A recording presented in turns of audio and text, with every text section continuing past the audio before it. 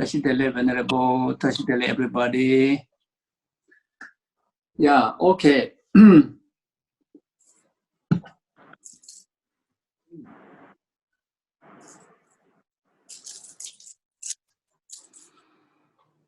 Yeah, okay, so we can start with taking one moment to reflect on the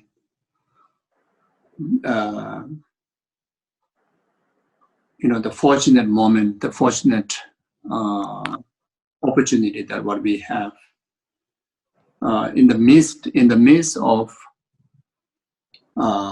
samsara, in the midst of so many adversities going around, but then it's still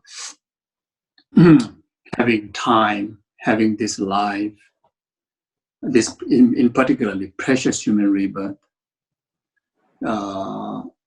meeting the Dharma, and not only just meeting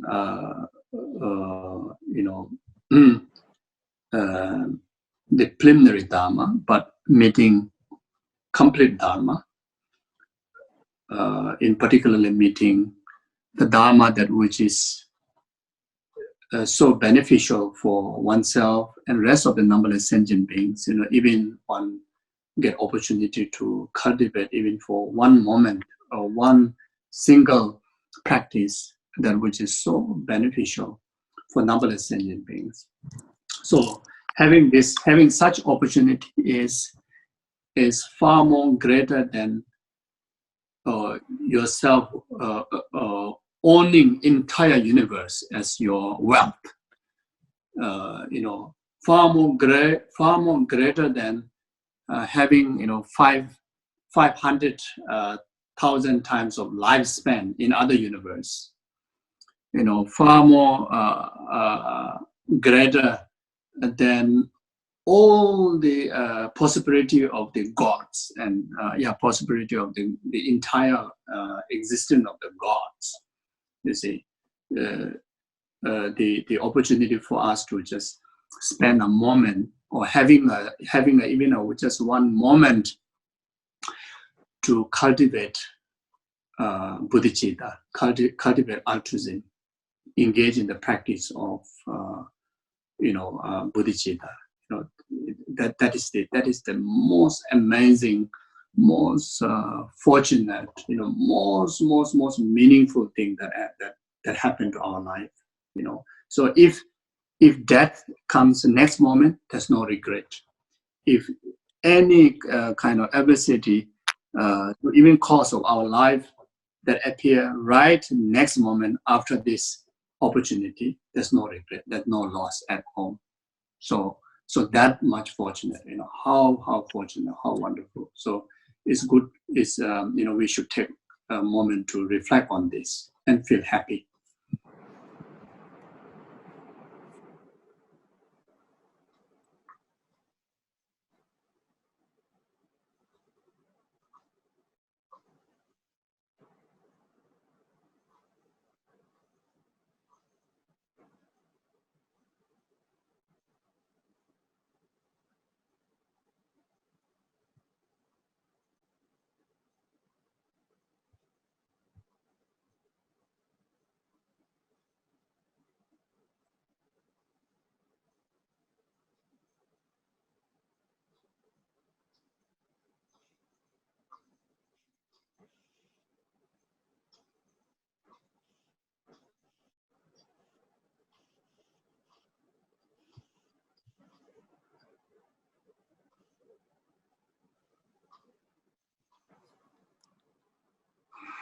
So now you take a moment to express gratitude, to all the conditional factors that which help us to bring our life in this position, this fortunate position.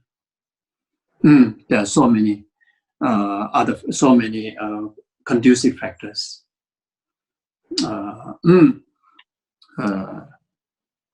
One of the most conducive factors, to for us to experience this precious opportunity is precious gurus, or precious gurus, like Kyabche Lama Sopa Rinpoche.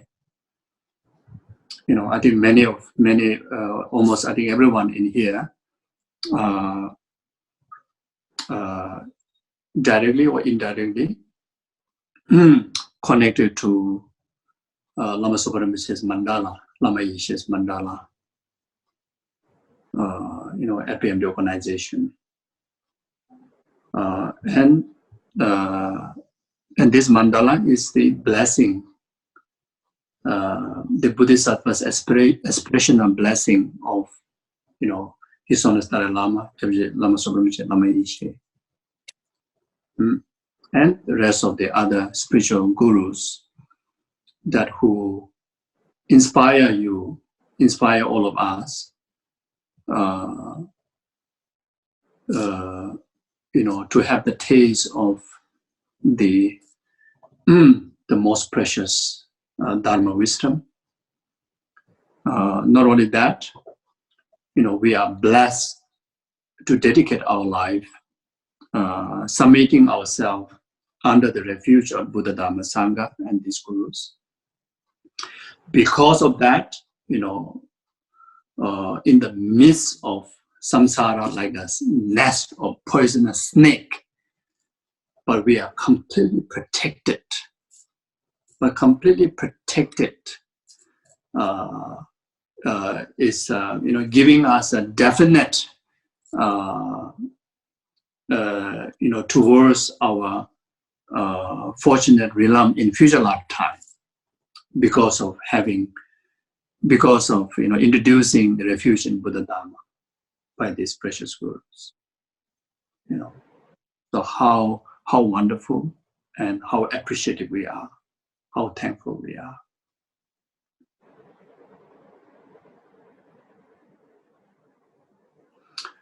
Yeah, not only that,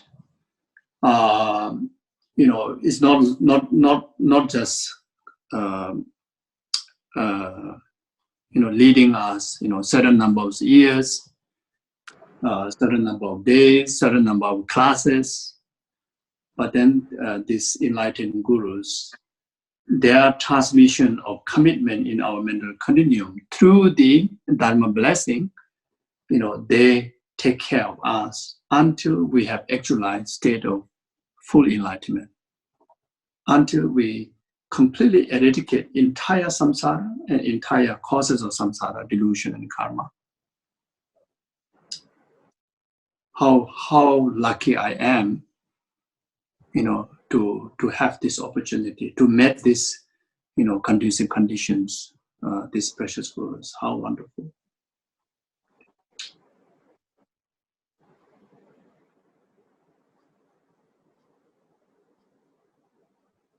And of course, all the lineage gurus, the Kadamba masters, great Indian pandits, like such as Lama Atisha, Shanideva, Nagarjuna, etc., all the way to Guru Shakyamuni Buddha, you know, who condition us to have this most precious position in our life, most meaningful position in our life.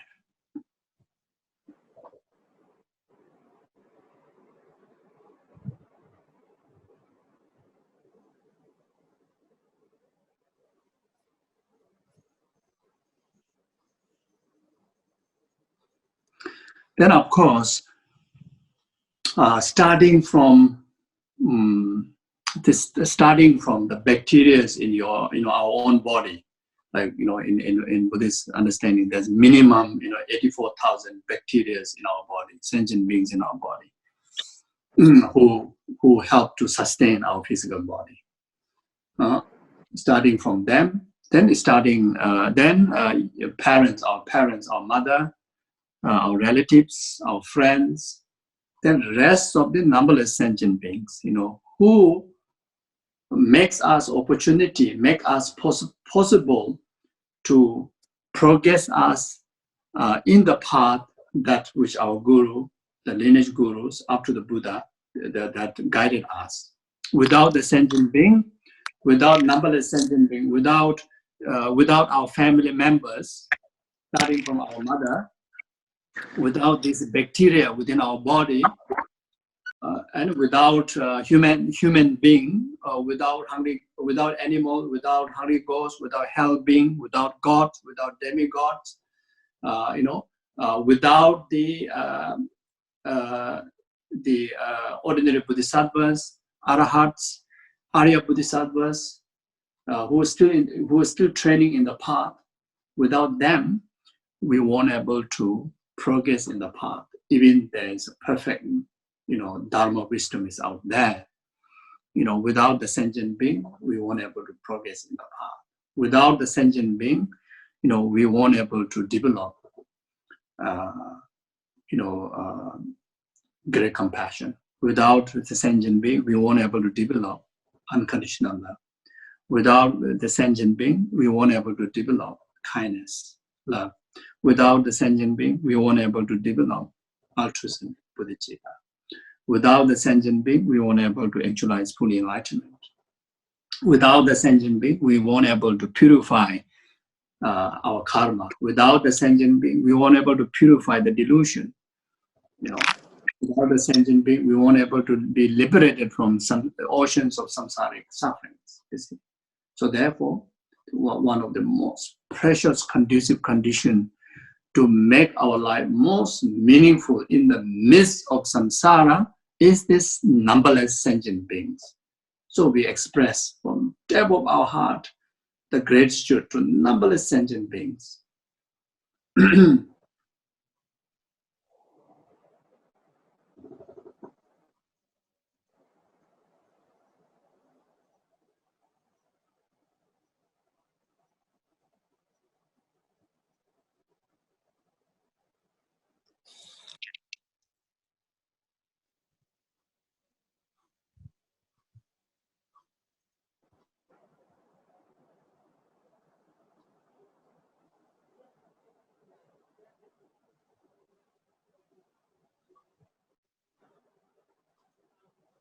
So now, if we really mean that, if we really understood and mean it, the gratitude that we have towards our gurus and lineage gurus and Buddhas, and towards numberless sentient beings, then, right this very moment, that we will make a decision to fulfill the aspirations of our guru, aspirations of the Buddhas and Bodhisattvas, and to fulfill the the urge of numberless sentient beings, which is dedicating our life, dedicating our body, speech, and mind from this very moment onward, rest of our life, rest of our rebirth, until entire numberless sentient beings actualize state of full enlightenment. Dedicating our entirety of existence in the service of numberless sentient beings, benefit from the temporary, conditioning to the temporary happiness up to the ultimate happiness of full enlightenment. Even it takes countless of eons that we need to take rebirth again in samsara, we are ready for it. Like what Shantideva, like what Bodhisattva Shantideva aspire. As long as sentient beings remain, may I too remain to liberate them or elevate them from the suffering. Even it requires numberless eons. As long as sentient beings in samsara, I don't mind to continue to take the samsaric rebirth, as long as I am able to benefit, as long as I be conditioned to the happiness of sentient being. So if we really feel that from depth of our heart, the gratitude towards our gurus and Buddhas, then we will have full confidence to make this dedication. If we really mean that the sentient beings has been so precious for the development of ourselves up to full enlightenment, then we will have, confident to dedicate our life for that. So we take a moment to really make a serious thinking about this,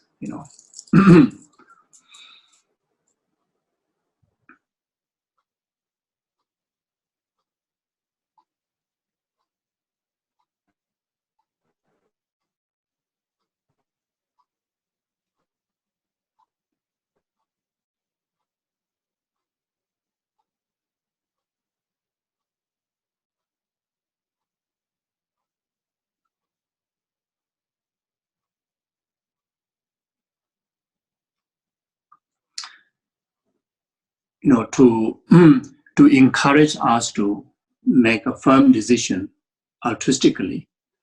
What we went through the last session in the verse in one of the verse, that all the suffering that we experience comes from self-cherishing. All the happiness comes from cherishing others' well-being. So this is the statement in Shantideva's Bodhisattva's way of life. This is a statement in the Sutra. This is the statement in Buddha Dharma, and this is a statement by Panchen Losang Chögyal Gyaltsen. And this is the teaching that which our guru, like Jajah Lama Rinpoche, all the time emphasize.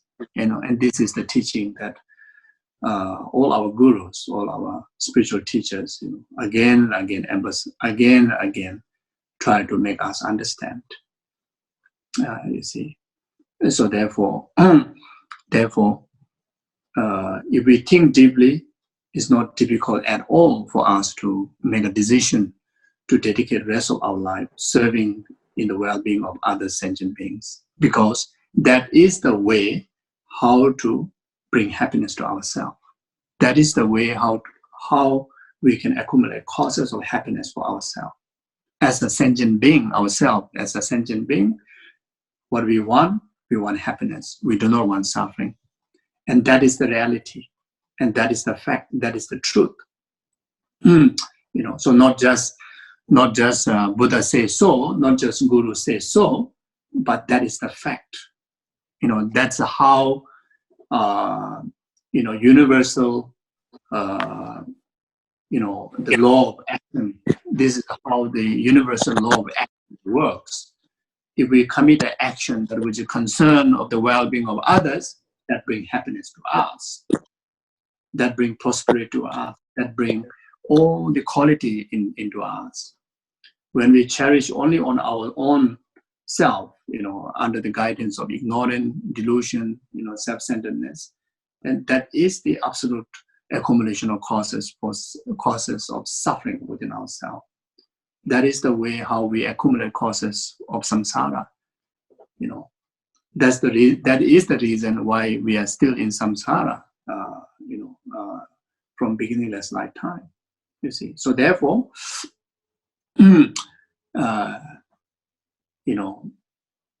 without any doubt that, without any hesitation, that we can dedicate the rest of our energy for the benefit of numberless sentient beings' well-being. That's starting from your partner, that's starting from yourself, that's starting from, those bacteria in our body, starting from your parents, starting from your children, dedicating our every single energy for their well-beings, taking care of one's own body, speech, and mind, in order for us to be most beneficial for the well-being of others, for the well-being of rest of the family member. Then, we offer altruistic service through our body, speech, and mind to rest of the family members. And similar goes to rest of the humanity, rest of the sentient beings, in our best ability. if we are unable to do in action physically, but at least we can cultivate that in our heart. Start from there.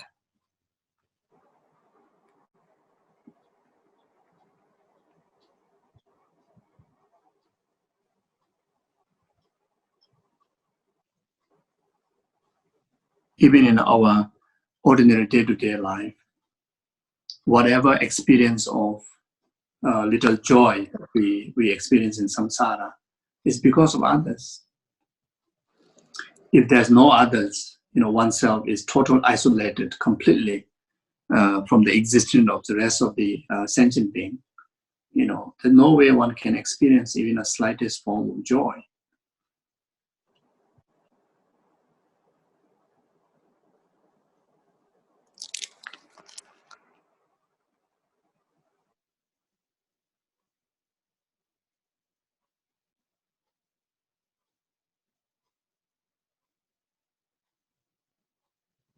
Yeah, thank you. Okay, so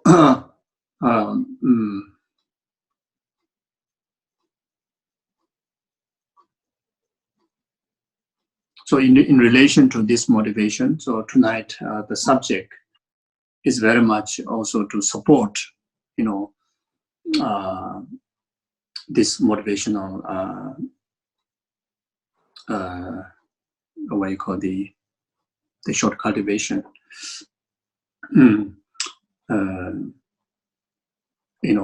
Past Buddhas, Bodhisattvas, not just talk. They really engage into dedicating their life for the benefit of others. Not just kind of like the word philosophical words, or not just great, the poetry or the composition, So whatever that we learn from Buddha Dharma, the Bodhisattva's deeds, like whatever teaching that taught in the Buddhist way of life by Shantideva, all are experiential teaching. Past Buddhas and Bodhisattvas have really engaged into those practices through their body, spirit, and mind. You see, so not just a nice word, but all those are really have actualized into practices. So tonight, wanted to do the thought transformation prayers of the Buddha's previous life, and the prayer to become like the Buddhas in his past life, that which the two profound practices and teaching, compiled together with the Lama Chopa, the prayer text that Judge Lama Subrahmanyam compiled together in order for us to integrate, to get inspired, for us to also to become just like those Bodhisattvas. So we will go through that, and those are the real Buddha's life story of the past. And of course, many of us, like myself, is even just to think about those Bodhisattvas' deeds is unimaginable. It's unbelievable. But then the reason for us to at least read and know about those facts, and then we try to look into our own capability, inspired by those Bodhisattvas' deeds. Right very now, what I can afford to do, and we try to do our best in our capability in relation to other sentient beings. Many of those Bodhisattva deeds that we're going to read through are very much the deeds of the Arya Bodhisattvas, those who have already realized emptiness statically, those who have already reached path of seeing, already gone beyond the ordinary Bodhisattva's path of accumulation and path of preparation. So their courage, their wisdom, and their merit is extremely great. Is incompatible to even to the ordinary Bodhisattva, and absolutely incompatible to ordinary being like myself. It's not possible. So in order to perform such Bodhisattva's deeds, we need immense of merit. At least someone already accumulated the first round of the 3 countless eons merit. Most of the story that we're going to read, those Bodhisattvas deeds, in order to perform just like that, at least the practitioner have to accomplish the first countless eons merit from the 3 countless eons merit, first countless eons merit. Otherwise, we won't be able to do those practices directly. You see, but in order to reach that point, we have to start somewhere. We have to start now. If we don't start now, we will never reach there. So you see, so we have to start with the baby step. So therefore, while we're reading this story, we need to not just admiring wow, but it's at least similar to that. What I can capable to do. How can I do at least a baby step? Not exactly like that, but how So we try to figure it out. We try to dig it out. Ordinary human being like myself and some of you, those who are already Bodhisattva, no worries. You are there to inspire us. Those who are Arya Bodhisattvas, you are there to you are here to inspire us. But those ordinary people like myself, and if some of you are there, then we seriously need to figure it out, that from my side, what I can do in order for me to reach that point. So I think this is the point of reading the Guru's life story, the biographies, Bodhisattva's stories, Buddha's life stories. The purpose of reading them is for us to inspire to do something at least in our own capability. Yes, of course, just by reading and knowing and rejoicing itself, accumulates so much merit. But we can do more than that. The rejoicement can also take into action in our own capability to engage in certain level of practices. So like that. So for that reason, then we will read through this, and of course, all these practices are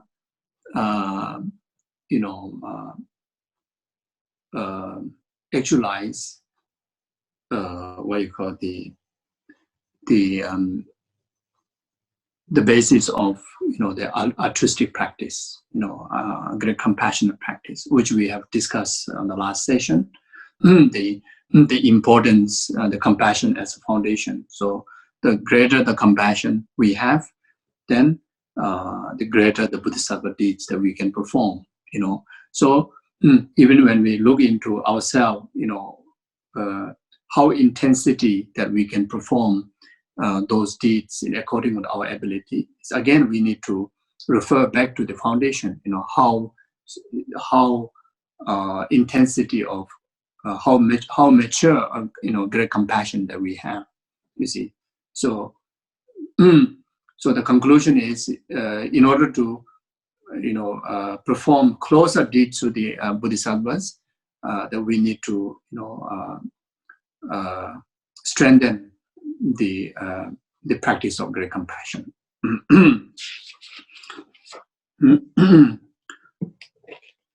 So now it says, so this is the Tortoise formation prayer of the Buddha's previous life, from the church practice. So when the teacher Buddha Bhagawan was Prince liberating all on the path of courageous one, he gave away his son, daughters, and his kingdom. In the same way, may I be able to renounce without any sense of loss my family, friends, and possessions, which are so dear to me. You see, so this is what the Buddha's previous life called the Prince Liberating All. You know, he have actually he have performed the Bodhisattva deeds like that. Now, for ourselves, of course, you know, we don't have the capability to, you know, renounce, you know, our family, friends, and possessions, etc. You know, still they are still, you know, we live within the needs of those conditions like families and friends, etc. But at least we can reduce our attachment towards them, which is capable for us to do that. You know, in particularly when the families, you know, due to any circumstances, they go far away from you, then, you know, instead of like feeling lost, or instead of grasping, instead of you know, boosting the attachment, rather, you know, we should have a sense of renunciation, you know, and loosen our attachment into the families, into the friends, and such like the possessions, you know, like jobs, bank balance, or whatever, you know,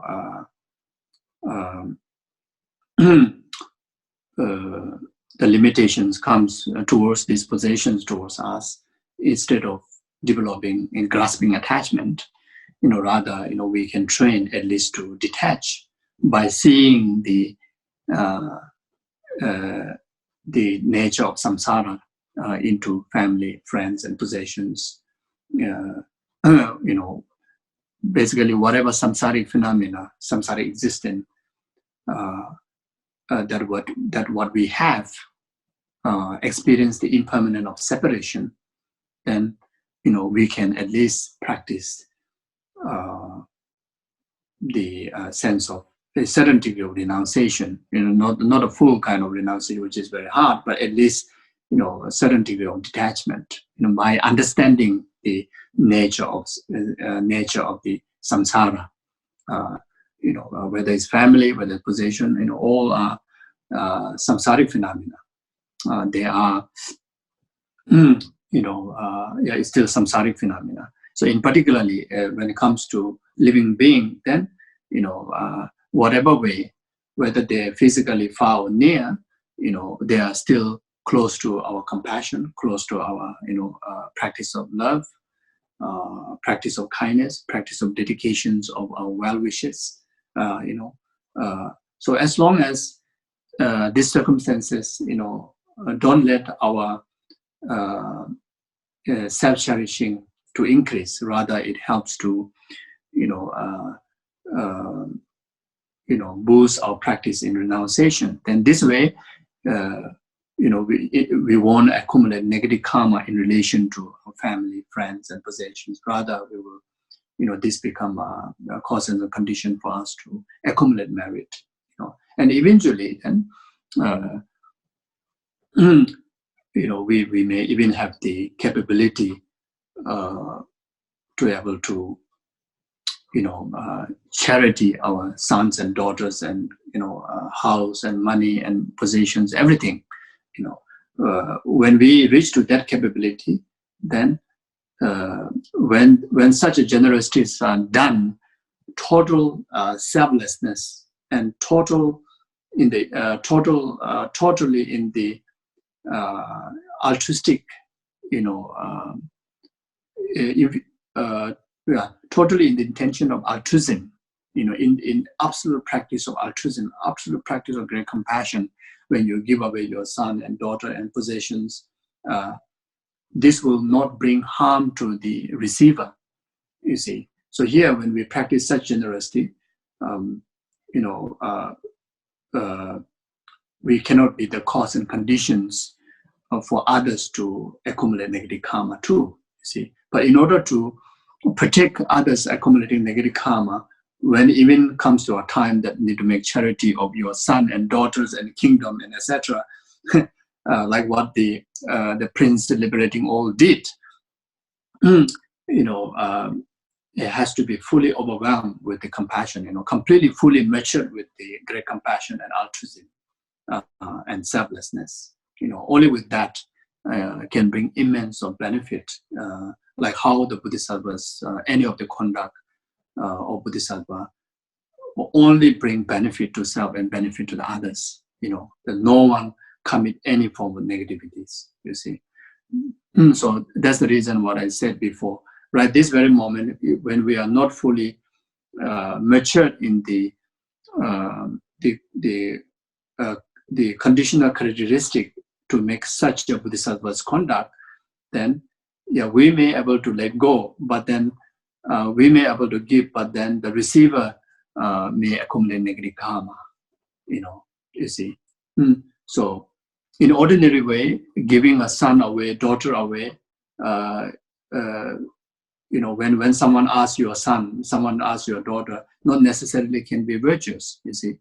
So in the context of Bodhisattva's action, this is the deeds of the Arya Bodhisattvas. They have a high degree of clairvoyance to see, beyond the conventional the aspect. They're able to see beyond what their ordinary perception can able to perceive. So therefore, whatever deeds that they perform, is beneficial for everyone. So like that.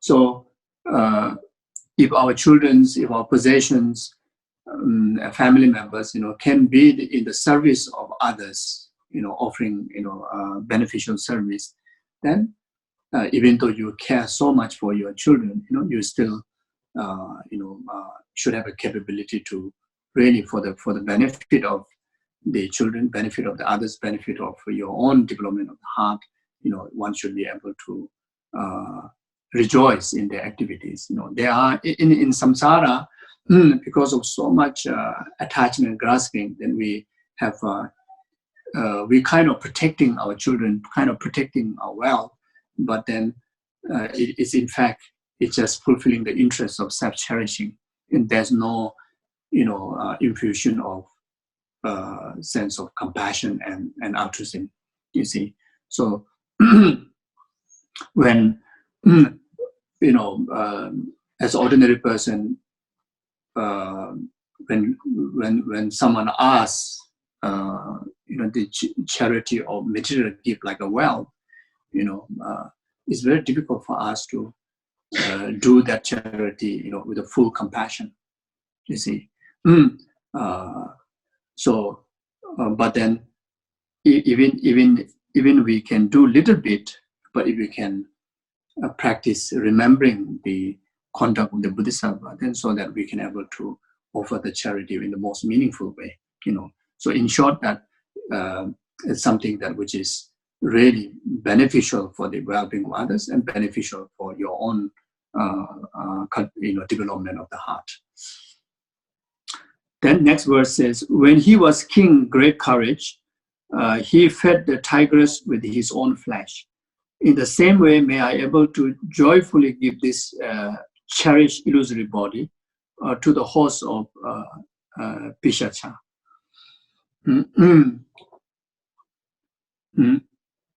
So again, this is the conduct of the Arya Bodhisattvas, like what you see in the Golden Light Sutra, I think chapter 8, the tiger's story. You see, so until we reach that kind of stage of high realize in the path, we are not capable, and it is not in the right position for us to make charity of our flesh, etc. But then on the journey of Bodhisattva's training, such stage also will come in our way, and that is the great generosity. Without actualizing the practice of great generosity, we won't able to perfect the practice of six paramita, the practice of generosity. Without that, enlightenment is not possible. So therefore, we have to train from now. It's easy. So,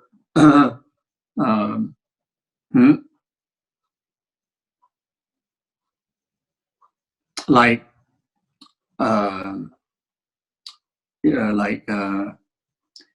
mosquito bites our body, our hand. Then, but many people, they will just immediately will slap the mosquito and will kill. And some people, they don't even allow it, they will kind of chase away. But then for the practice of Bodhisattva, if such situation comes, then since already biting, then instead of hallucinating with the delusion,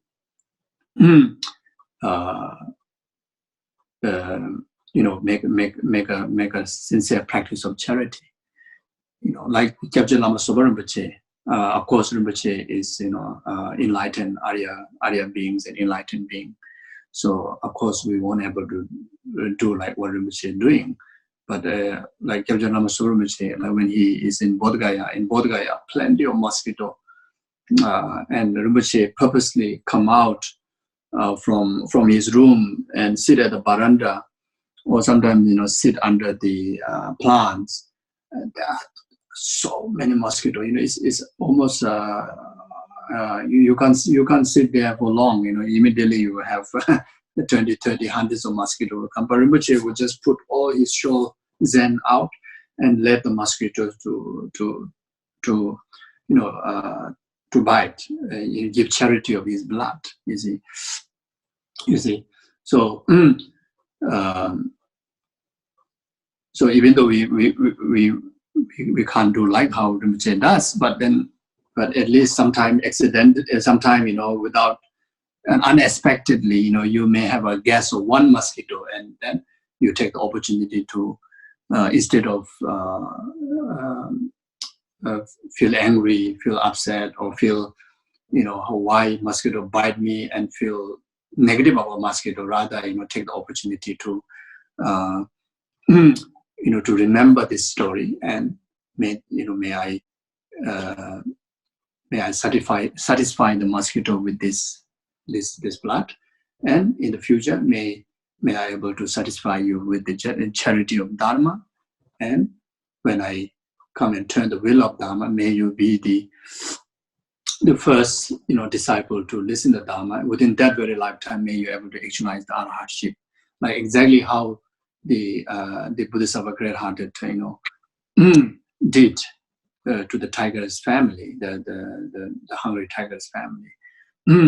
May you satisfy with the flesh now, and when I actualize, when I come and turn the 12 deeds of the Buddha in the southern world, may you be the first disciple to receive the turning of the wheel of Dharma, and within that lifetime, may you able to actualize the arhatship. And those 5 Brahmins are the reincarnation of 5 tigers family, who are the first disciple of the Four Noble Truth. And within that lifetime, within very short lifetime, while receiving the teaching on Four Noble Truth, by the power of the aspiration that Buddha have met in the past, make these 5 Brahmins to actualize arhatship, like that, you see. So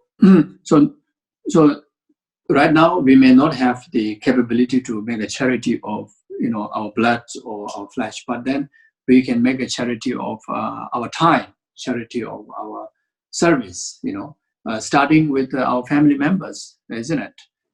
As long as we do, we understand the benefit of altruism, benefit of great compassion, then if you are at home, then you offer service of your time, service of in all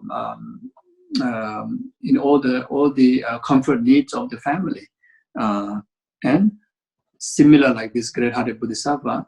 Each time that you do that, the service of cooking, say, may this cooking satisfy you now, may bring a lot of happiness to family members. Then through this, I will accumulate so much merit, and with this merit, could be actualized to full enlightenment for the benefit of numberless sentient beings. When I come and turn the wheel of Dharma, may you be the first disciple.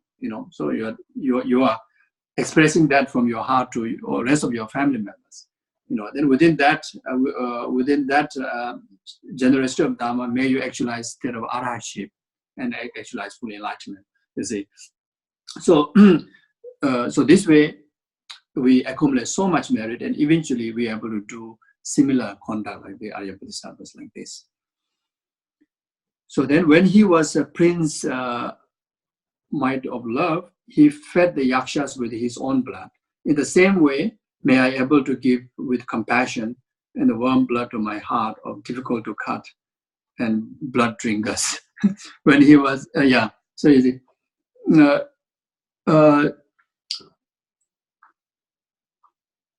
so some individuals may think that, wow, this is a bit too much, talking about blood drinkers, yakshas, and giving blood. But this is the emphasizing the power of great compassion, power of altruism. When it comes to when you develop genuine altruism, when you develop the genuine altruism with the direct realization on the wisdom of emptiness, then you are not only able to benefit the humans and but then you can also able to benefit those yakshas, those blood drinkers, you see, without affecting to your own body, but at the same time, every single charity, including the blood, become a cause for the yakshas to purify their samsara and actualize liberation. The power of bodhicitta will able to the person to have such kind of qualities to able to perform such extensive practice of charity like that. So like Ayadeva, is saying, Ayadeva, the latter part of his life, he only had one eye, and the other eye was he had to make a charity.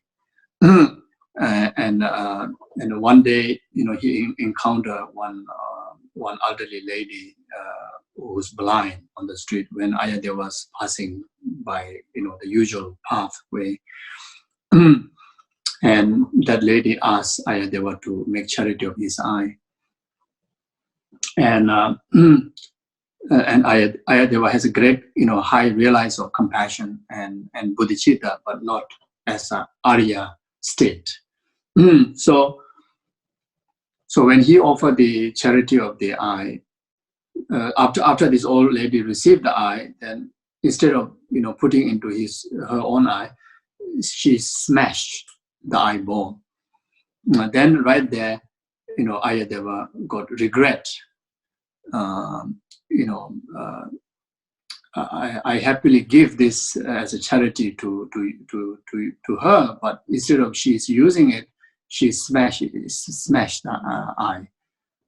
So now not only she don't have, I also don't have. So such a great loss. So he had this slight sense of regret. She has so much compassion, so much altruism, but then still not absolute like kind of the Arya, great Arya beings. So then, so if so the story here, if Ayadeva able to offer the eyeball total sense of giving, no sense of loss, whatever she does, but total sense of giving, then Ayadeva's eye will return back, will gain back his eyesight. But because of the not matured, fully altruism, then Ayadeva has to experience with only one eye for the rest of his life. So this story tells that when we are not fully matured in these practices, even though these practices are the way for us to perfect in the practice of generosity, but we cannot perform until we are fully matured in our practices of bodhicitta and wisdom. You see, so but at the same time shows the power of if you have fully matured altruism, with total selfless wisdom, then there's no harm at all for yourself and no harm at all for the receiver. So that's I think the point. When he was young water carrier, the son of the merchant, he liberated fish by reciting the Tathagata's holy name. In the same way, may I be able to practice giving the holy Dharma to the infinite being destitute of Dharma. You see, so this is also one of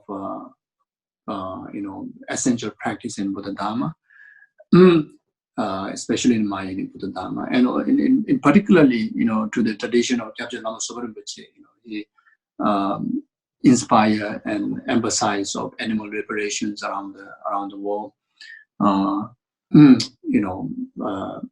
Rinpoche put so much effort in blessing the animals and making charity to the animals, including saving their lives, then blessing them by making charity of Dharma, by making charity of material gift. So we too can participate in Rinpoche's such activities,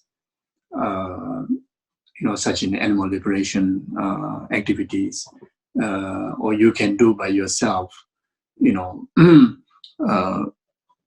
see.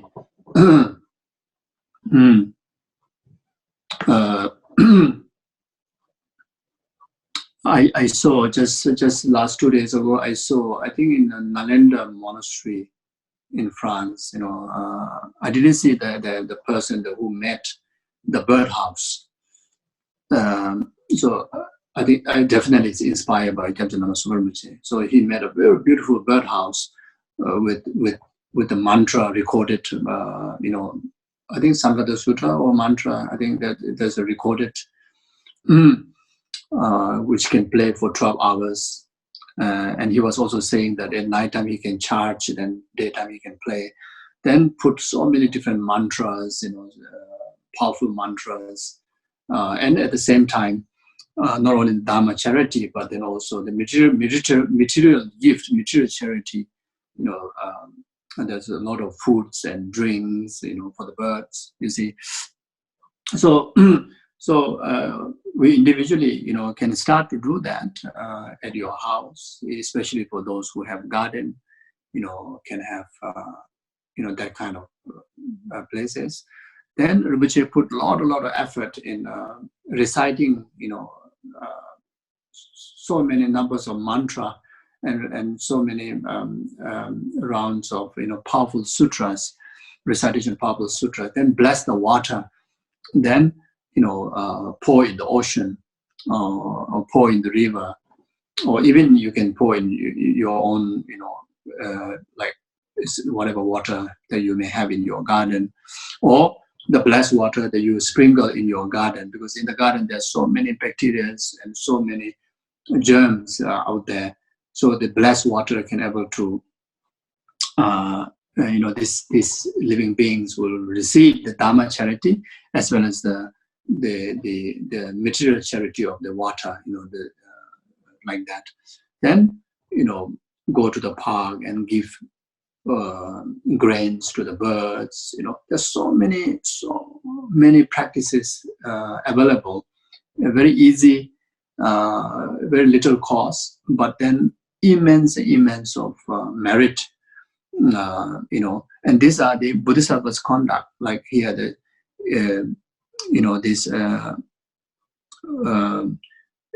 Buddha's previous life, there was a young water carrier, the son of the merchant. He liberated fish by reciting Tathagata's holy name. You see, so even just simply when you see water, there are plenty of germs inside there. Then you just recite the Tathagata's name, like such as Chumde the Dish of Dajuma Zubas and Pedia, Shagatu Bala Chats, or Tayata Omuni Mamni Soa, or like Tayata Om Begas, the Begas, the Mabegas, and some of this or Medicine Buddha's name mantra. Like Medicine Buddha make a promise that just by hearing once of the name Dharani or the mantra, that will close the door of that sentient being to be born in the three lower realms. So powerful. So on the street, when you see bugs, when you see ants, in your kitchen you see ants. Wow, it's like instead of feel disturbed, you should in the practice of the Bodhicitta, practice of Bodhisattva, it's like you are so joy, you are so happy. Wow, today in my kitchen got ants, or today in my kitchen got cockroach. Wow, so happy. Like in the Bodhisattva's in practice, like that. Not oh my goodness, I should go and buy a spray. Today I got ants. Today I got cockroach. You see? So in Bodhisattva's practice, all those who inspire in Bodhisattva's conduct, like all of us, then we should feel so happy when we see those insects, then immediately, not just happy, but then the happy because now you can able to offer benefit, you can able to make the charity of Dharma, you see. So then immediately recite the Medicine Buddha's mantra, reciting Om Mani Padme Hum, which everybody knows. Medicine Buddha's mantra, everybody knows. Shakyamuni Buddha's name mantra, everybody knows. So just reciting them, then very gently, skillfully, with much care, then you can take the ants, then you can send to a safer place, which could be in the garden or wherever, like that. Then, like we all been seeing, how there's so many videos and photos of Gyaltsen Lama Soren Rinpoche when he find one bug, one ant, then he put in a bucket or he put in some clothes. If there's an ant rolling on the shore, then the whole shore take around the stupa and circumambulate. Circumambulate. If you have stupa, there's unbelievable benefit of circumambulating stupa. Just by circumambulating, even the ants and the bugs don't know the meaning of stupa, don't understand. But just going around on the stupa will able to create a karma like this old man called Kim Tapelge, when he was as a fly in the past lifetime, then just happened to go around one time in the stupa. His next rebirth, he able to become monk, and he able to achieve arahatship within that life. Just because of the merit that he able to go one round on the holy object, the stupa, like that. You see, so it don't need to be big stupa. We can have one small stupa, or can be just a picture, because the stupa's picture or the statues, I would say the physical one, what you call the 3-4 dimensional one. What really makes it so special, so blessed, because of the it is structure, because each structure represent enlightened mind, enlightened quality, and relating action in relation to this enlightened quality, create a meritorious imprint in our mental continuum, to get the benefit of liberation, like that. You see, so there's much. So this, so there are so many things in relation to this we can do. There's so many beneficial deeds, similar to Bodhisattva's conduct, and this way we create the causes for us to be just like, Bodhisattva, like that. Then, you see, even if you are staying alone in the house, or or even you are just standing alone in the park, or just standing alone at the ocean there, then reciting the sutras, reciting the mantras, there are so many formless beings. It's saying that there's not even a one single atom where there's no spirit. It doesn't mean the scary spirit. It means that there's not even one single atom where there's no living beings. You see, so if those living beings are Buddhas, the enlightened one, they will rejoice. They will rejoice in our practice, and through their power, their realization, whatever practice we do, it helps us to reach to the sentient being quicker. If those spirits is an ordinary, sentient being, then just by hearing your recitation of the mantras and practices, their mind will be purified. They accumulate the causes and the condition for them to, actualize, eventually actualize enlightenment and liberation like that. You see, so there's so many ways we can do such a great practices like that. You see, yeah. Then when he was prince, great meaningful virtue, he was able to bear ingratitude with compassion. With compassion, in the same way, may I cherish with great compassion those around me who disturb me with the ungratefulness and bad disposition. You see, so this is especially we can practice in relation to our family members and friends in the workplace. And due to our past karmas, sometimes how much we help others, they are not ingratitude to us.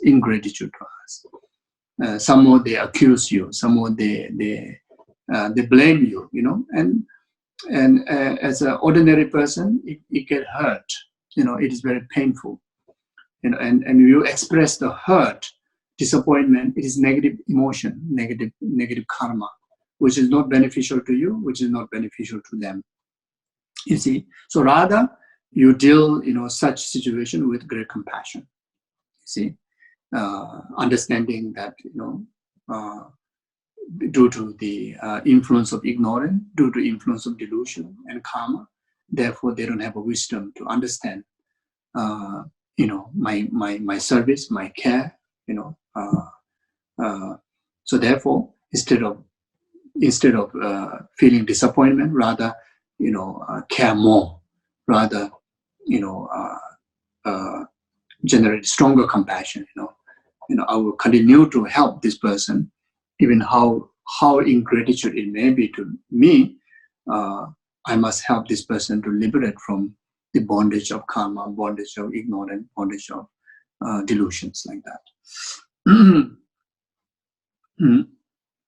In the same way in our workplace, or our friends, in the practice of Bodhisattva, there's nothing to retaliate, nothing to feel disappointed.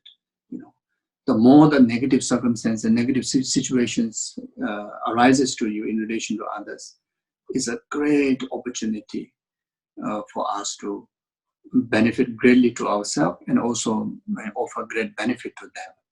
And that helps yourself to progress in the path, in the sweetest way. You see, so like that. When he was the Bodhisattva monkey, he rescued the evil man from the well. In the same way, may I benefit evil beings without discouragement, and compassionately guide them without expecting favor in return. You see, so in our life, we encounter many like that, isn't it?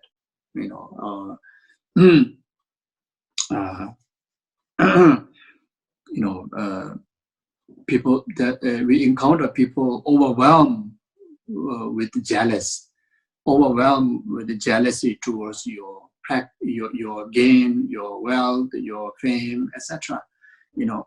Even in the Dharma, Dharma environment, even learning so much Dharma, but the mind is not subdued, then you're jealous of other practitioner, you're jealous of other practitioner gaining more realization, you're jealous of other practitioner,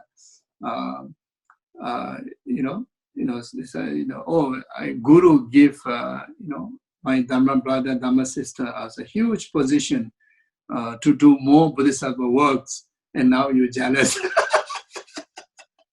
It happens. You say, oh, my friend appointed as a center director. Oh my goodness, I know my guru more years. I did more service. Why didn't appoint me? Rather appoint my friend who just knew my guru and appoint as a director. You're jealous. It happens. So even in the monastery like us, in our class, we jealous of who, the person who get the higher mark. I have one classmate. I have one classmate. He said he never want me to get above his mark. And he always find way to distract me before the exam. Try to distract me. Lend me a movie CD. He said, you go and enjoy. I give you a nice time. Go and watch movie. So it happens. It happens. And me too. I jealous. Some people. Wow. Well, he how come wow, he got such a high mark. He got a lot of preference. So even we study so much Dharma, but Dharma didn't go into heart. Dharma didn't become a habitual practice, subduing our negative emotion. Then, even if we know a lot of Dharma, but we still may have these negative emotions. But in the practice of Bodhisattva, then you see, when such people encounter in our life, it's a totally is object for us to offer benefit, and deal those people with much compassionate way. So like the Bodhisattva monkey, how he rescued the evil people, and even someone come and cost one's life. In the practice of Bodhisattva, we need to even pay more attention with much compassion to them, like that. There's no one, alas, there's no one who has not been my mother and father, nor is there a moment of happiness in the realm of samsara. Therefore, may I able to lead all my mothers, including the gods and then demons who appear and exist from the realm of samsara.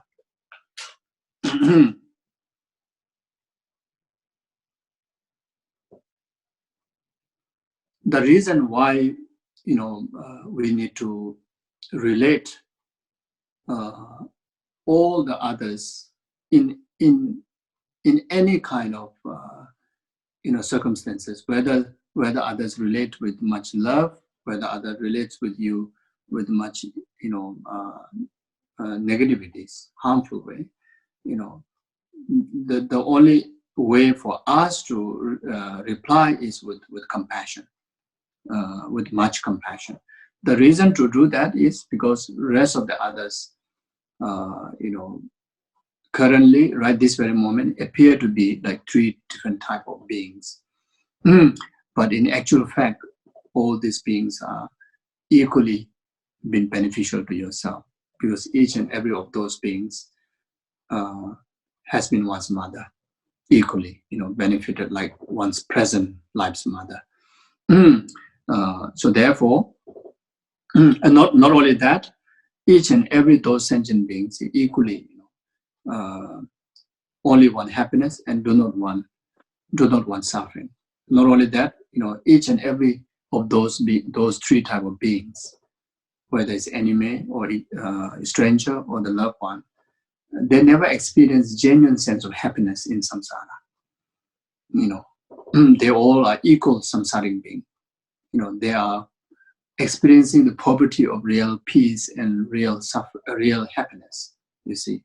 So therefore, may I able to lead all of those mother sentient beings, whether they are, including the gods, uh, mm, here mean including those who, yeah, including the gods and the demons who appear and exist in from the realm of samsara. You know, whatever status they may have, the status of gods or their status of demon, you know, all are equal for us, you know, to in the eyes of the compassion, in the eyes of altruism, like that.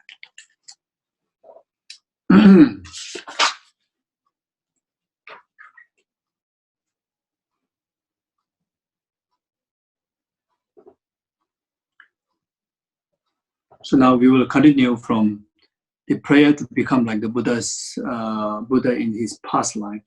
When you were born as a Maitreya's daughter, you took upon your mind stream the suffering of all transmigrated beings. Likewise, may all sentient beings suffering without exception ripen upon my self-cherishing. So this is the,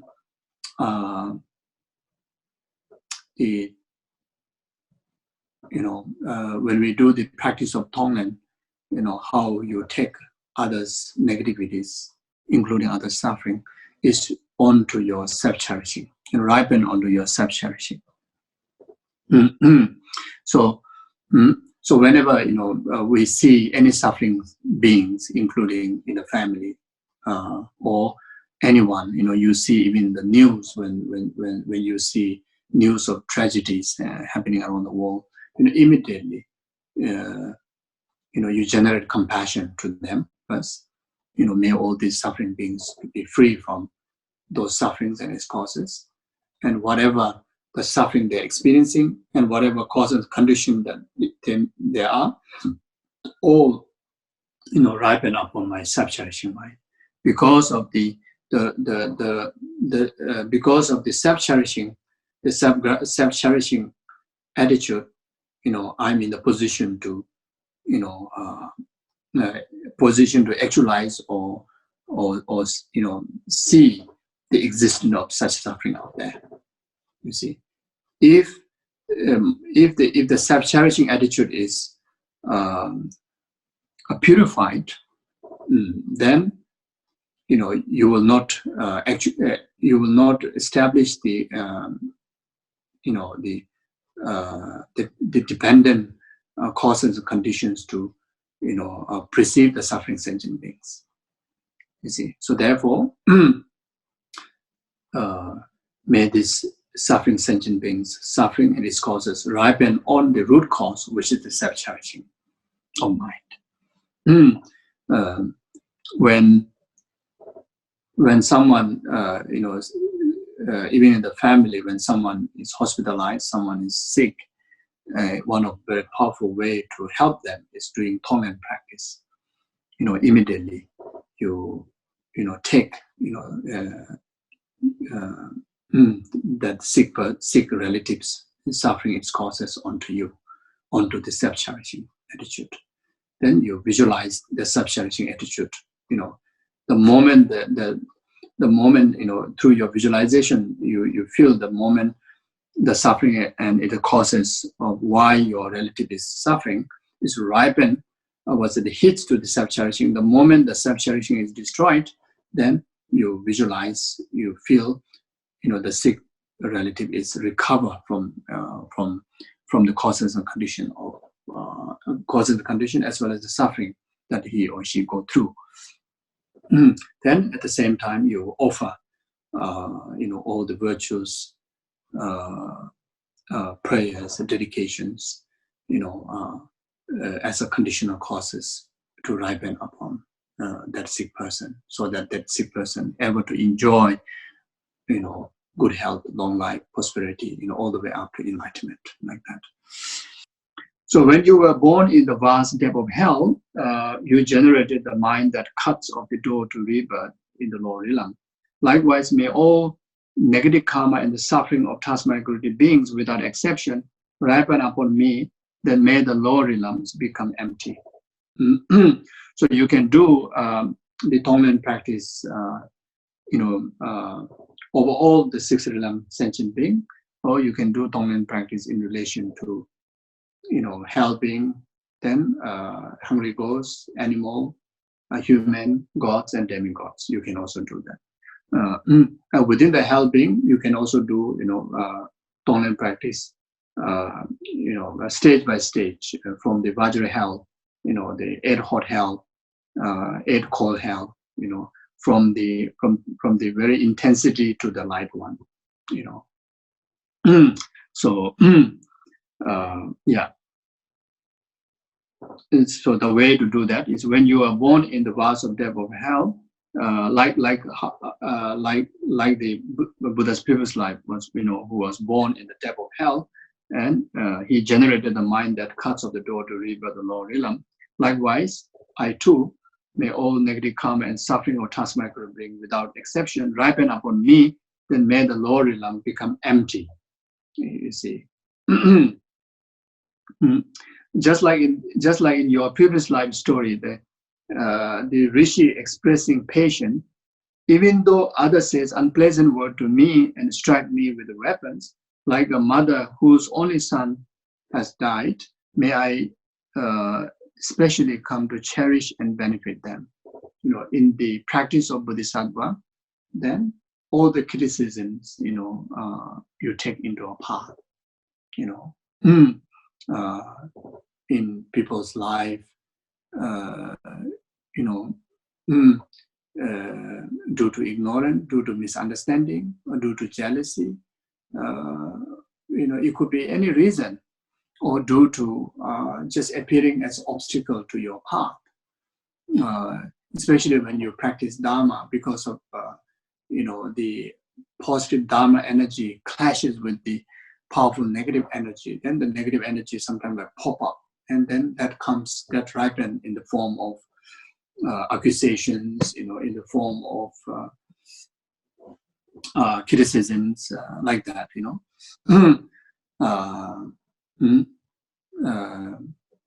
like even for Buddha, Guru Shakyamuni Buddha, Devadatta, always accuse Shakyamuni Buddha, Devadatta regarded it's a very smart guy, one of very smart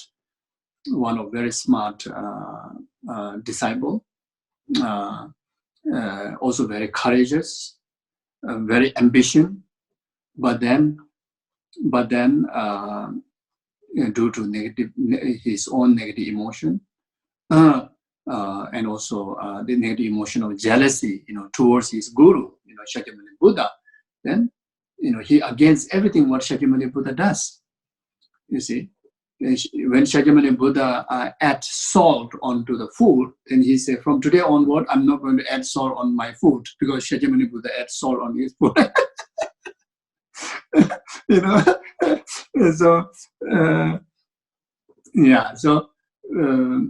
So there are many. He lived with the enlightened Buddha, the absolute Nirmanakaya, absolute Nirmanakaya, entirety of form bodies of the Buddha. When your mind is not purified, then you see false, even in Buddha, like that, you see. So in the practice of the Buddha Dharma, in the practice of, in particularly Mayanic Buddha Dharma, you see, one of the worst enemy that we have to challenge is the impure view. One of the worst, negativity that we need to challenge and purify is the impure view. Whether we practice Sutra or Tantra, the negativities that what we need to, focus and purify is the impure view, you see. That's why the Dharma is regarded as a protection to our mind. Even when we say Tantra, it's also regarded as a protection to our mind. Even the title Tantra means protection to your mind. Mantra means protection to your mind, you see. So whenever we recite mantra, whenever we recite sutra, whenever we listen to Dharma, whenever we meditate, everything has to be as an antidote to purify our impure views, impure mind, you see. So if our mind is purified, then our mind, our perception become like Buddha. In Buddha's eye, everyone is Buddha. In Buddha's eye, everything is pure realm, you see. Unpurified people's eye, then everything is impure, everything is samsara, everything is suffering, you see. So therefore, especially in this very fragile, very hallucinated, very distracted time in the world. If we are not careful, if we are not mindful, while carrying the name of practitioner, while carrying perceiving oneself as a Dharma practitioner, but then we live in the very negative state of life, everything seeing impure, including to our gurus, including to the activities of our gurus, including to the Dharma. We make criticism, we have wrong view, then our precious life is completely disaster, wasted, you see. You see. So of course, for the Buddhas and gurus, definitely we have to see them, enlightened, because they are manifesting, the enlightened qualities. We have to focus on that, you see. Then even to the sentient being, even into the enemy, we have to view the quality side, at least recognizing the quality of Buddha nature, which every being has. The Buddha nature is the inborn characteristic of every single living being, every single samsaric being, you see. So if we start to focus on the characteristic of Buddha nature within the enemy, or within the strangers, within anybody, within all our family members, we always have pure view on them. Even they misbehave, even they do wrong thing, but in your eye, you see them like Buddha. The first person who benefited, yourself, you see. You have peace of mind. You have peace of mind because you have a pure view. You see, is not covering up the mistakes. This is very powerful to purify our mind. We are filled with mistakes. Therefore, we need to put effort in purifying those mistakes by practicing pure view. But in our ordinary way, we say, oh, we need to talk. We need to point out all the mistakes of others. And sometimes we have excuses of saying, if we point out the mistakes of others, then so that others will not do mistake. But it never worked up to today, in fact.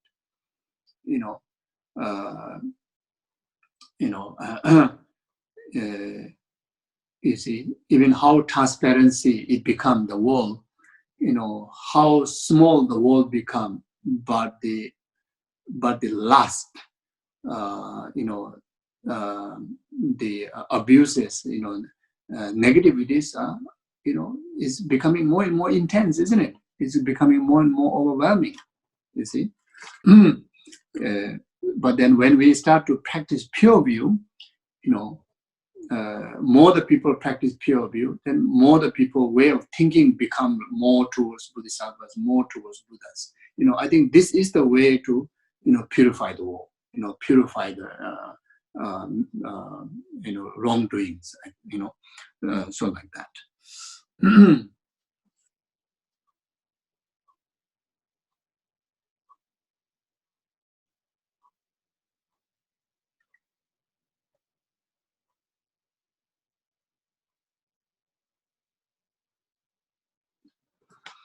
As the Bodhisattva Chandra, you subdue the multitude of wicked Rakshas with the holy Dharma.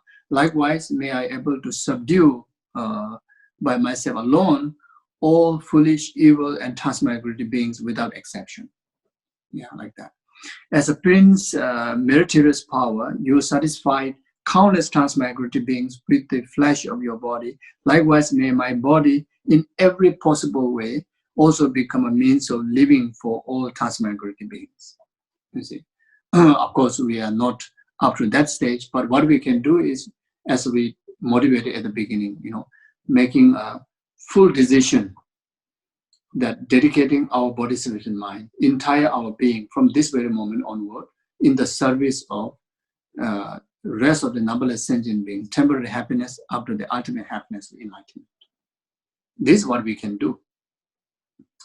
at least intentionally we can do, and in our best ability, day-to-day life, whenever we encounter people, encounter any being, even the ants, we try our best to help them.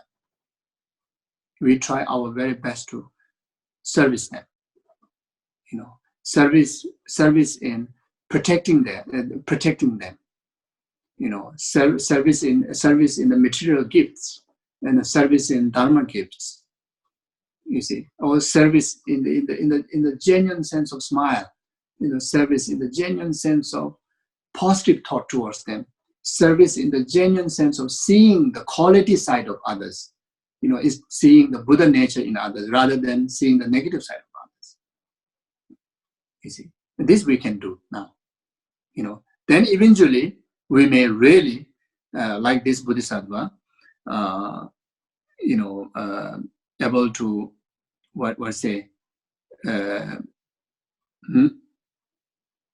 satisfy countless transcendental being with the flesh of your own body. We may reach to that point. But we don't start at least with the intentional, altruistically intentional way now. We will never reach up to that. You see, so like that. The great being, you transform yourself into the chief of Tortoise and save the merchants from the ocean. Likewise, may I become bridge, freeing all transcendental beings without exception from the great ocean of self-existing.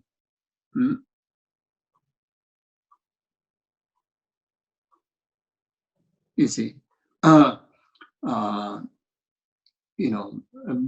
becoming a bridge to the liberation of numberless sentient beings. Each time when we recite mantra, each time when we do sadhana practice, each time when we think of Guru, think of Buddha, think of compassion, we think of rest of the numberless sentient beings.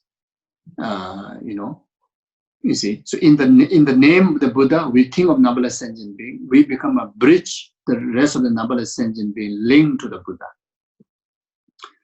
You see, in the name of our Guru, we think of numberless sentient beings. We link the rest of numberless sentient beings in the mandala of the Guru.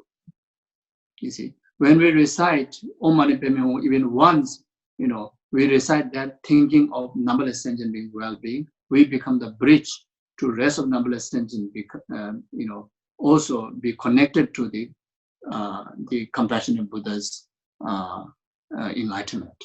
You see, so so therefore, even reciting mantra, if we reciting mantra or do any virtuous deeds, if the virtuous deeds are introduced by altruistic intention, and that way, ourselves be able to become a bridge within Buddhas and the sentient being, even in this very ordinary position, and which we are capable to do so. You see. When you were born as a sheep of rabbit, you skillfully ripen countless transmigratory beings. Likewise, may all who see, hear, remember, and touch me, without exception, be placed on the ripening and liberated path. So like in the Shantideva's Bodhisattvacharya, and what says here, what we can do, you see, we carry, through the intention of altruism, from very morning we consecrate our body, speech, and mind by the altruistic mind of whoever see me, whoever remember me, whoever even hear my name, see my picture, you see, praise me, scold me, even course of my life, while walking on the street, even in case accidentally if someone bang me, or someone touch my shadow, or someone even see me from the side, or even people who ignore me, or people even who didn't see me, but just simply my being there be the cause of all these people and numberless sentient beings, temporary happiness after the ultimate happiness, enlightenment. So it's just simply doing that, simply carrying this cultivation, you're able to condition each and every those people on the street to create conditional causes for enlightenment. You see, so that much practice we can do.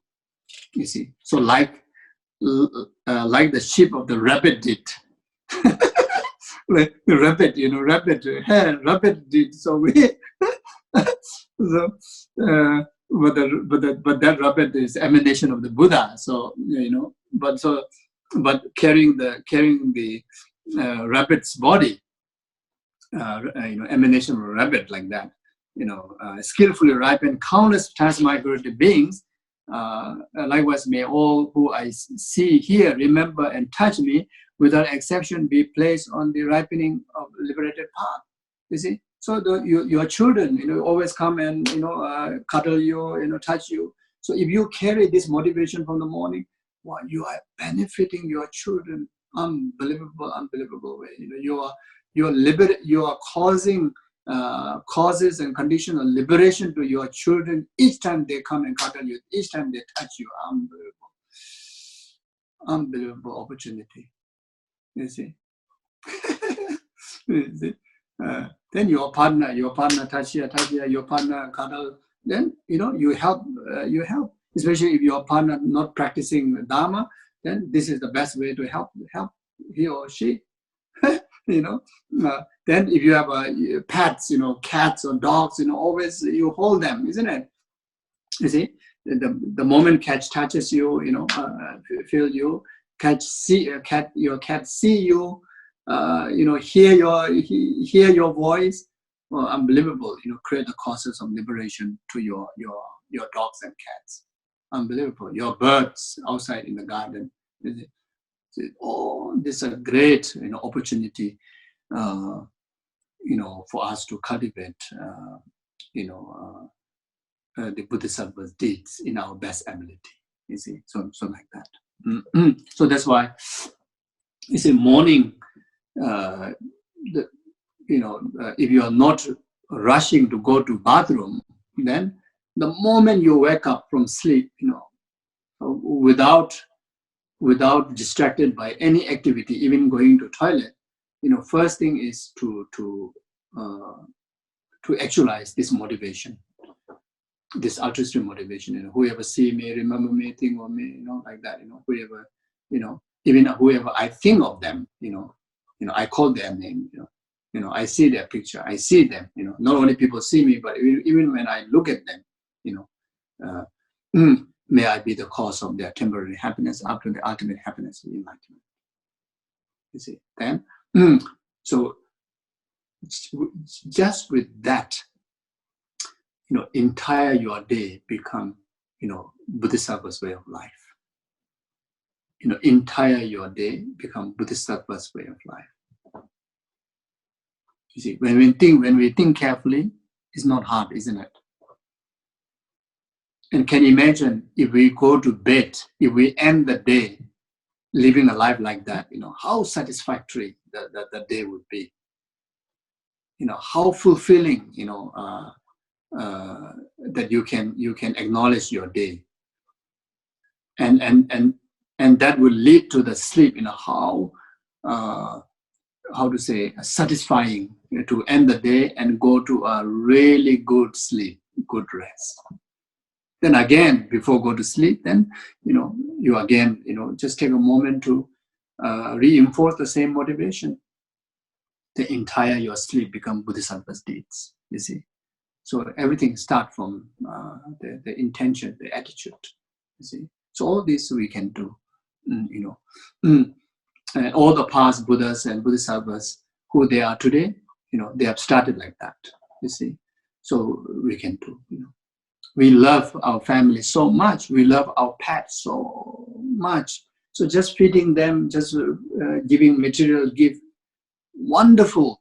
But we have far more greater, we have a capability to offer far more greater gift. We have so many greater ways to care for them, you see. And if we miss that, even a 1 day of opportunity, it's a great loss, you see. so this is wow, such an amazing practice and amazing such a beneficial way to live a life. You see. Mm-hmm. Mm-hmm.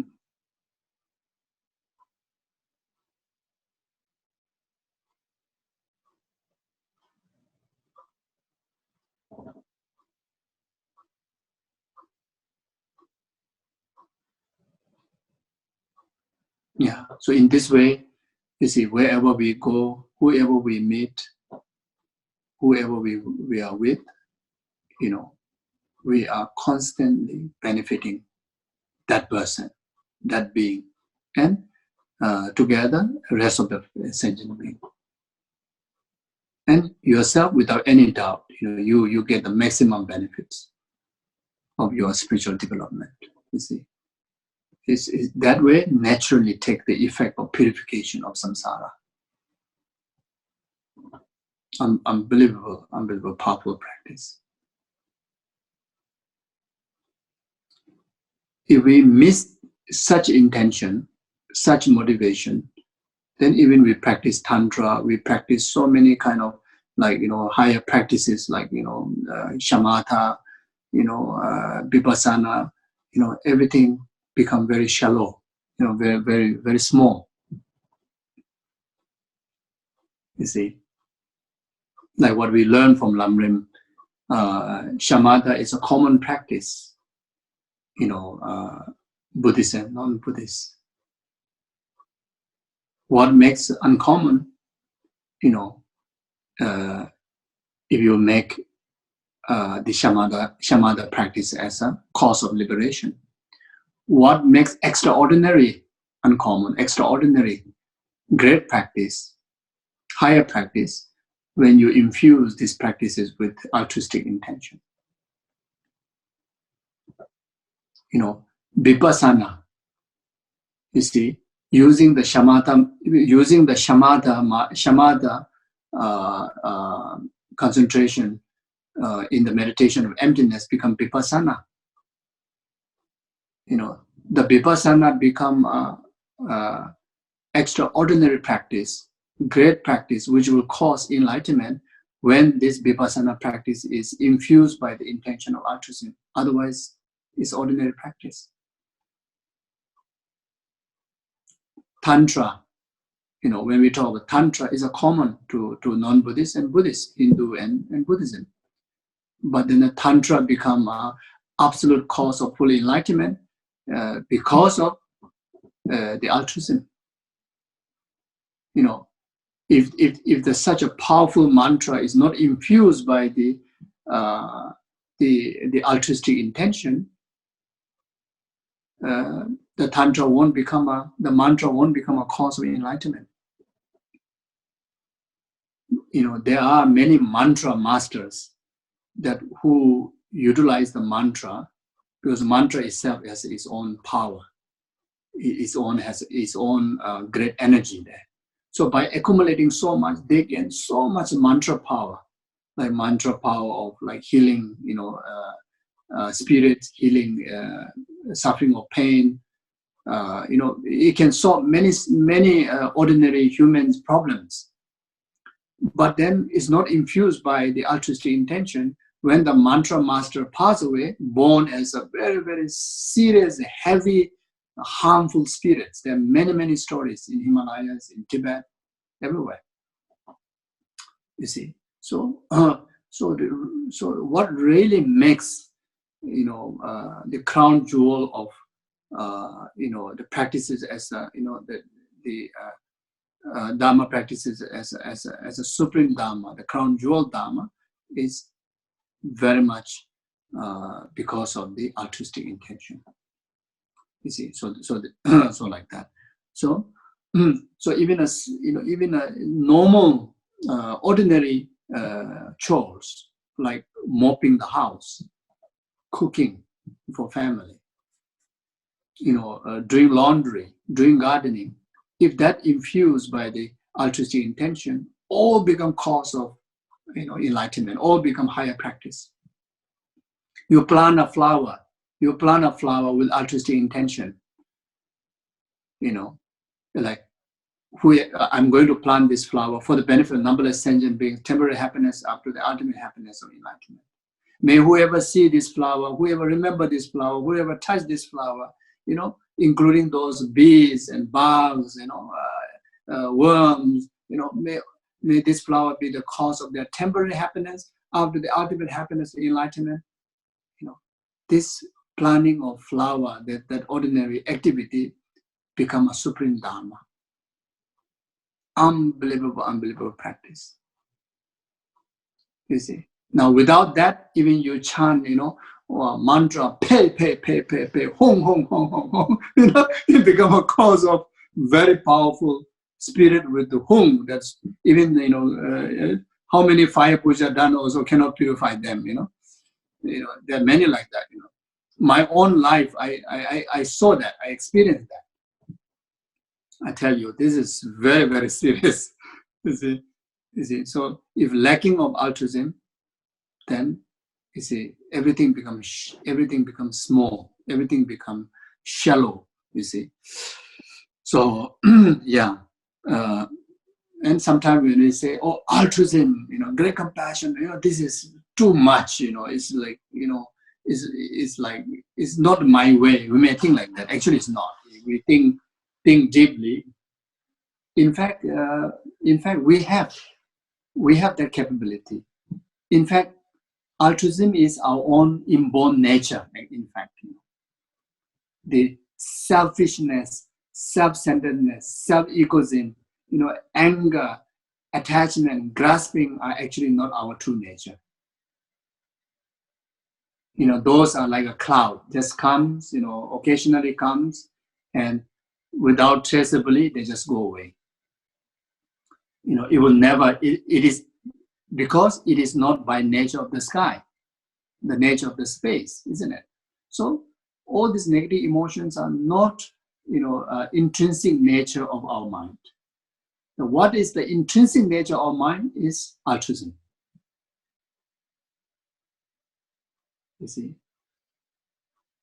we feel it's difficult to practice because we are too habituated in a hallucinational way. It's just because of that, But if we try it out, we say, "Wow, this is amazing!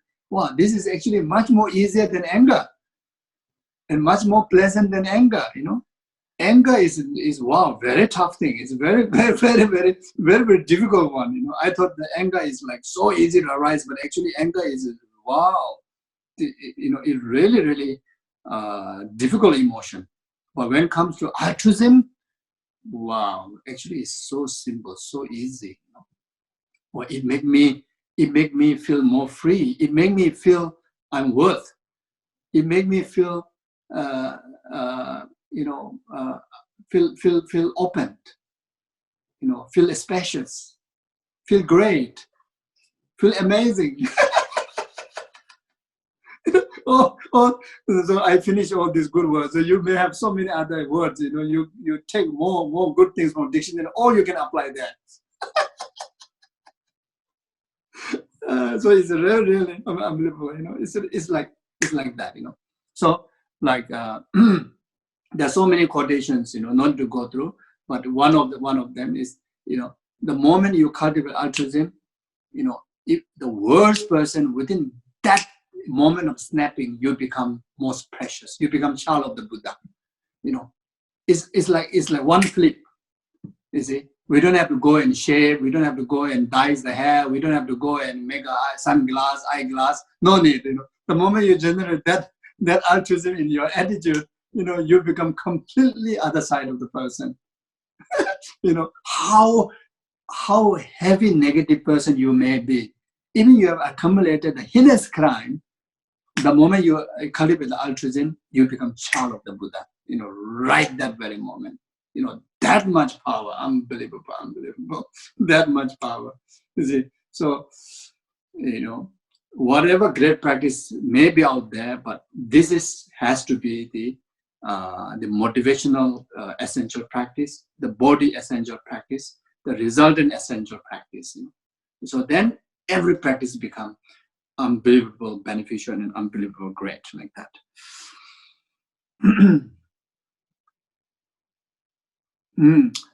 As ocean atom, you made 500 prayers to liberate the transmigrated beings who in generated time like the saver, just as you did. Likewise, may I too fully complete all prayers without exception. You see. So again here, making aspiration, you see, especially altruistic aspiration, making altruistic prayers, altruistic expression is extremely beneficial because that liberates oneself, that liberates others. You see, like here, made the 500 prayers of prayers to liberate the transmigrated being, and who generated times like the saver, just as you did, and able to liberate, numberless transmigrated beings from oceans of samsara. Likewise, we too make altruistic aspiration and prayers again and again, that will directly or indirectly will liberate numberless sentient beings from suffering samsara. Not only that, the whatever fortunate karma that we have now to meet perfect Mayani gurus and to have a connection to so many different meditational deities like Chenrezig, like Tara, Maitreya, Manjushri, etc., etc. That we have so many connection to so many deities. All this are by result of past aspiration that we met, and also the aspiration that made by the Buddhas. You see, so now if we make prayer in relation to as many deities as possible and as many Buddhas as possible, each time we make those aspirations, it will create the causes for us to continue to have affinity with those Buddhas, those deities, those gurus, like that, you see. Like doing Guru Yoga practice daily, each time you think of your Guru, call your Guru's name. If your Guru have a Guru's name mantra, reciting Guru's name mantra, establish the virtuous karmic connection that oneself never to be separated from this Guru, ever lifetime until enlightenment, and ever have this close affinity. Even for this life, you see, from the outer blue, some Guru you have such a close connection, just not really giving kind of like a very traditional arrangement like initiations and like sitting on the high throne, but just simple cup of tea together, have a short conversation, transform your heart. Why? Sometimes we go to lamas who sit on a magnificent throne with thousands of crowd, but you don't feel connection. Why? So this is the aspirational prayer that you made in the past, and aspirational prayer that your Guru made for you in the past, and that brought the result now, and even one ordinary conversation become a nectar of Dharma to transform you and lead to the liberation. You see, so you see, so especially those of us who already know who is your root Guru, already know who is your Yidam, then make a diligent aspiration. Like sadhana practices are like aspirational practice is a guideline of aspirational practice.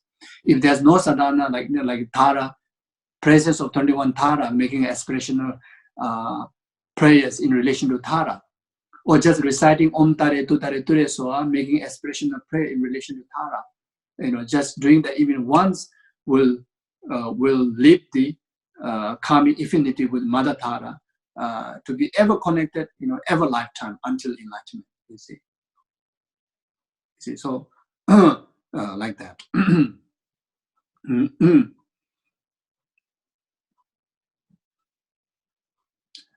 As a well-training king, Rimbo spoke, in order to accomplish the supreme field of Sukhavati, you perform the three conduct of completing, ripening, and purifying. Likewise, may I too bring those conduct to completion. The conduct of completing aspiration, ripening of the aspiration, and purifying, through the practices. Then may I too train in the conduct of the powerful son of the Victorious One, Savior Maitreya and Hero Manjushri, Samana Brother, Akasha Bharva, and so forth. So then you make the final, based on this collection of verses. Now this is the final verse.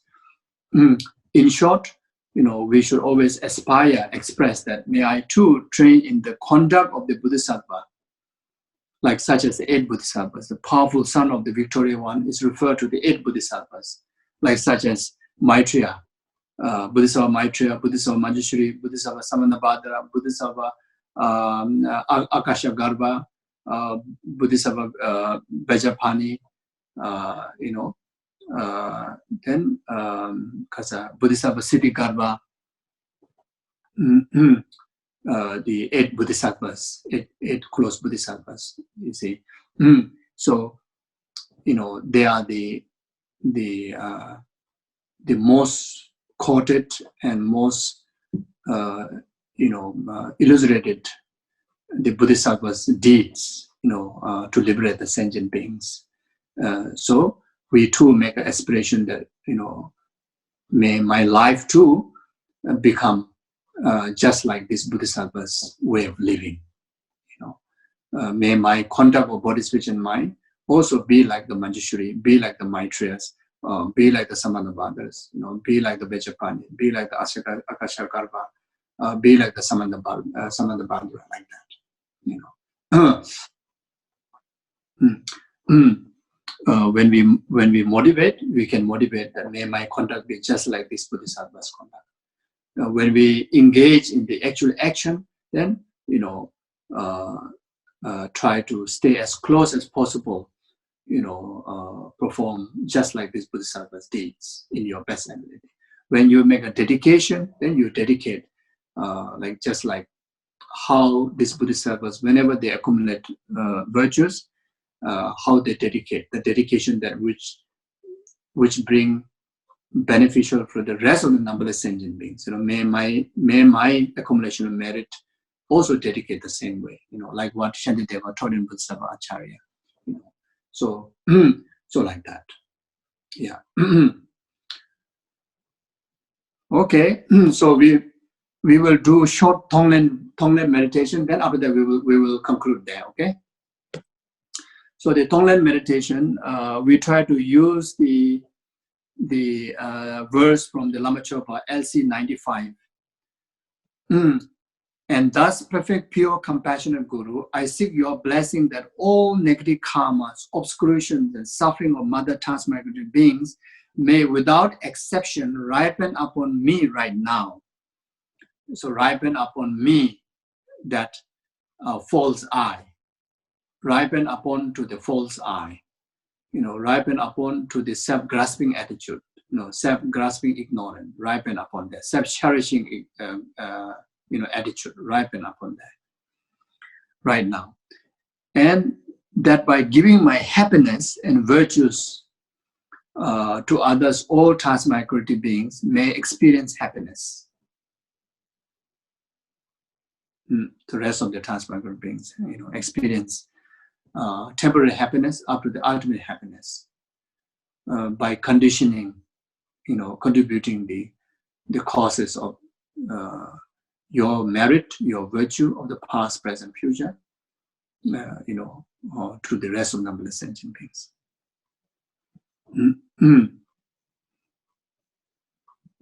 So in visualization, you try to breathe lengthy. Also in Lama Chopa, one of the verse teaches about the using the technique of breathing, then do the Tonglen practice, to actualize the Tonglen practice. So we use the technique of breathing in and out. The only thing is try to breathe more lengthy out, more lengthy in. Doesn't matter whichever nostril come in and out, doesn't matter. Or either you can breathe in from nose, then breathe out from the mouth. It also doesn't matter. But whenever you breathe in, then you are taking, numberless sentient beings suffering and its causes, and ripening upon the false I, ripening upon self-grasping and self-cherishing attitude, which is the root cause of all the samsara.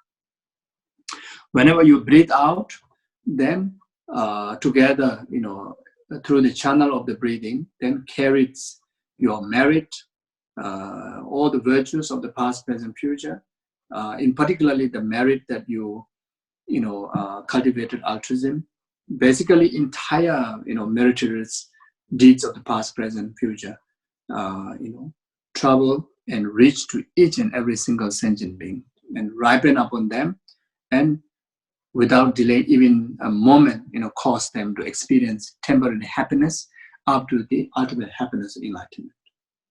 Okay, so we will chant this in Tibetan with a tune, 3 rounds. So, and you can meditate what just guided, or you can read in English like that. Then after that, we can remain in a few moments of silence.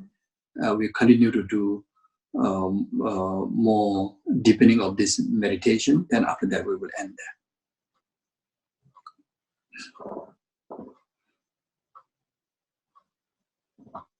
So here, and that's perfect, pure, compassionate Guru. So what you do is according to this verse, is to bring the effectiveness of the Tonglen practice, in your heart. Then you visualize your compassionate, perfect, pure, compassionate Guru on top of your crown. You can visualize your root Guru, or you can visualize the compassionate Buddha Cheresi himself, who is your Guru. Or you can visualize His Holiness the Dalai Lama. You can visualize Kyabdja Lama Subrahmachari. You can visualize your individual Gurus. Or you can visualize any of the deities or Taras, but who is in the aspect of the Guru, the nearest enlightened being to communicate your spiritual practices. Who is embodiment of the 10th generation Buddha Bodhisattvas and all the other lineage Gurus, who's embodiment of all the Kadamba masters, whose embodiment of all the pandits, like Kadamba master, like Geshe Domkamba, Geshe Chengawa, Geshe Charawa, then the Indian pandits like Lama Atisha, Asanga, Lama Selingba, then Shantideva, Nagarjuna, then Buddhas, Buddha Manjushri, Buddha Maitreya, Guru Shakyamuni Buddha, 1,000 fortunate Buddhas. So that Guru is the essence of all.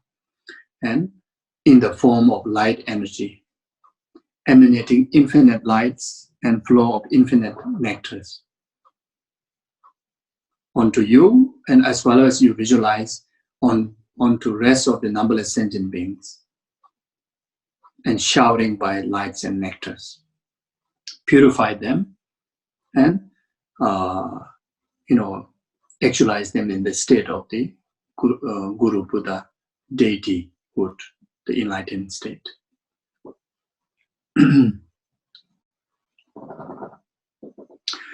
Dhyana yeje yeje laya maya doye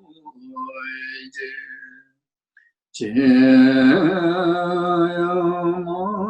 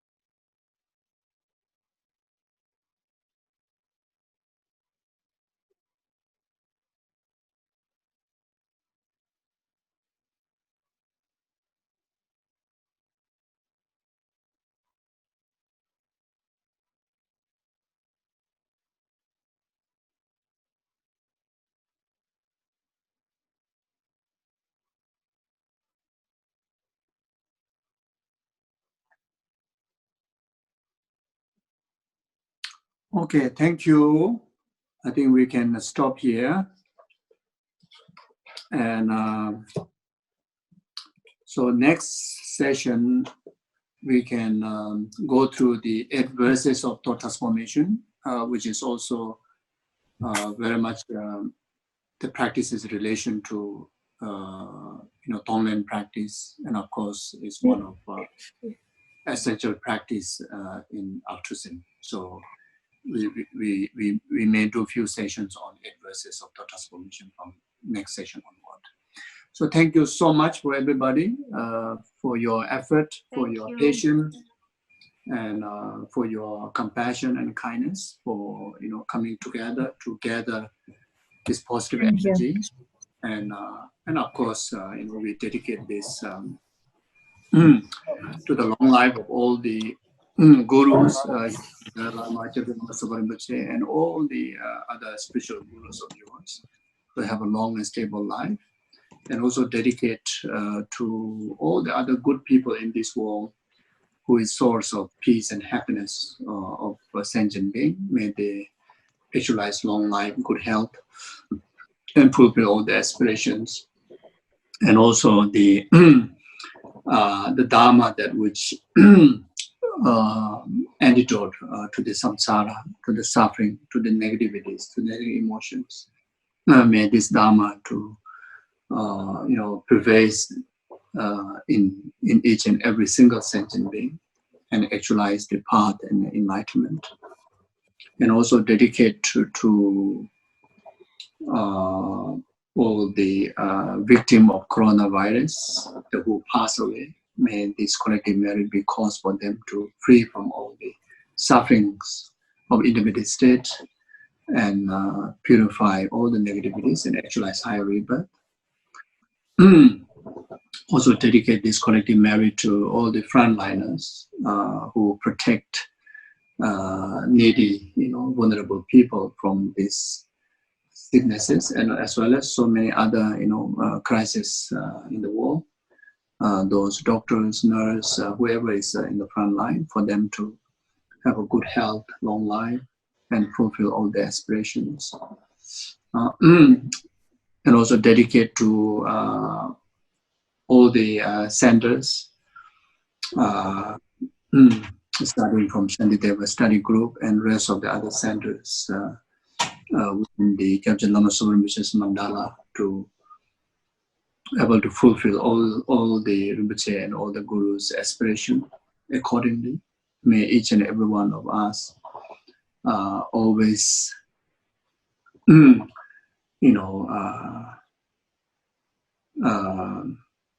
able to please the holy mind of the Gurus and all the Buddhas by dedicating our life in the service of numberless sentient beings. Temporary happiness after the ultimate happiness of enlightenment.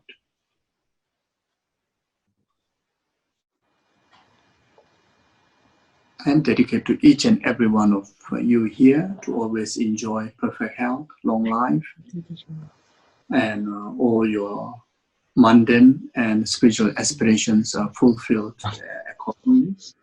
And most of all, whatever pace of life that we are going through, whatever experiences that comes in our way, life, death, prosperity, fame, name, whatever comes in our way, may only be the cause of enlightenment, only be the cause of numberless sentient beings, temporary happiness or ultimate enlightenment. Like that. And also dedicate our collective merit to all the Shantideva study groups, past, present, future committee members and students, and in particularly those technicians who make this platform possible. For may they